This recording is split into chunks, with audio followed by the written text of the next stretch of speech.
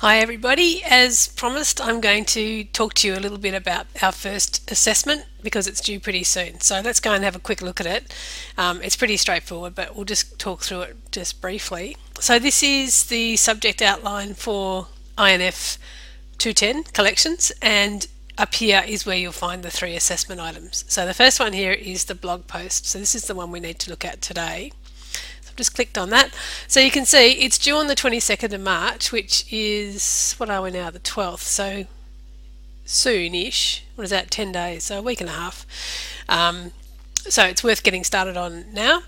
It's only small, it's only 500 words, and it's only worth 10%, so 10 marks out of the whole 100 across the whole subject. So it's only 10 points, nothing huge, but it's a really good opportunity for you to do a little bit of writing early on in the session and get some feedback on your writing style and your referencing and just how well you're addressing the needs of the assessment and that sort of thing. So it's just like a bit of a good sort of warm up, if you like, to the more the bigger assessments that come later. So what we want you to do, it's all written down here, but the idea really is that you visit a collection. So either physically, if you can get to an interesting collection, or even a boring collection, so just a collection of something, or if you can't physically get to one because you are working or you live remote to interesting collections or whatever, then you can visit a virtual one. So you can go to a collection website and have a look at how the collection is presented and described on that website. So that's option one, is a physical visit. Option two is a virtual visit where you use your computer to go and visit a collection. And then you just need to write it up as a blog post. So the things that we'd like you to write about are these 5 points here. So what's in the collection? So just describe what is in the collection for us. How is the collection identified? So is it easy to identify it within the broader organisation? So if it's a I don't know, like a children's picture book collection within a public library, is it easy to identify where that collection is? Is it easy to recognise that that collection exists? If it's a virtual visit that you're doing, is it easy to find or to identify that collection within the website of the organisation? So just that sort of element of how easy it is to identify the collection. Who works with the collection? Staff, users, other libraries. So for that you might have to look for some policies, and that comes into that fourth element there. What are the policies about the collection? So is there a collection management policy? Is there a user policy about who can access these collections or not? You might find that there isn't, or you might find that there is. You may not be able to work out who works with a collection in terms of its staff or users or other libraries. If that's the case, then you just write that. So this is looking at that whole aspect of who the users and stakeholders are of a collection. And what would you do to improve the collection? So we'd just like some ideas from you about how you reckon the collection could be improved. So not too hard, 5 things to write about there about the collection that you go and visit. And I'm just going to jump over the presentation of it in a sec in terms of how you actually post your assignment, and I just want to jump down to this bit here. The rationale is why we bother asking you this stuff. So this is so you can identify, you can have some practice identifying and discussing the needs of collection stakeholders. So that's all the people who are associated with the collection, either as a user or maybe as a staff member or maybe as a member of, or maybe the organisation that owns the broader collection. So it might be a university, it might be a local council if you're looking at a public library collection, for example. So thinking about the collection in the middle and who's all around it, the users, the people who run it, the people who fund it, all those sort of people who have an interest in that collection can be considered the stakeholders of it.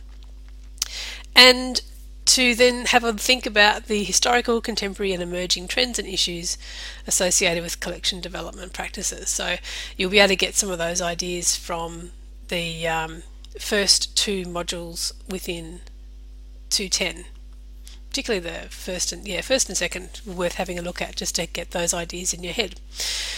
So when you're writing the blog post, as I said, it's only worth 10 marks.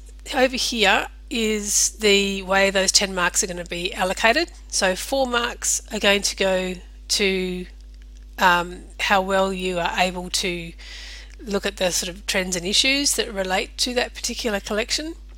4 marks will go to how well you can identify and discuss the needs of the stakeholders and the users. And then 2 marks are there for your writing style and your referencing style. How clear you are, how concise you are, how close you are to the word limit, which I think is 500 words. Yep, 500 words plus or minus 10%. So anything between 450 and 550 words will be fine. So when you're writing, just have a look at what you need to do to get a high distinction and write for that, and then see how we go. So when I look at these rubrics, the way that I find it easiest to work out what the markers want is to look at the fail and make sure I don't do that, look at the pass and make sure I at least do that, and then see how much of the anything else above that, so credit distinction and high distinction, that I can work into my writing, and just see how you go.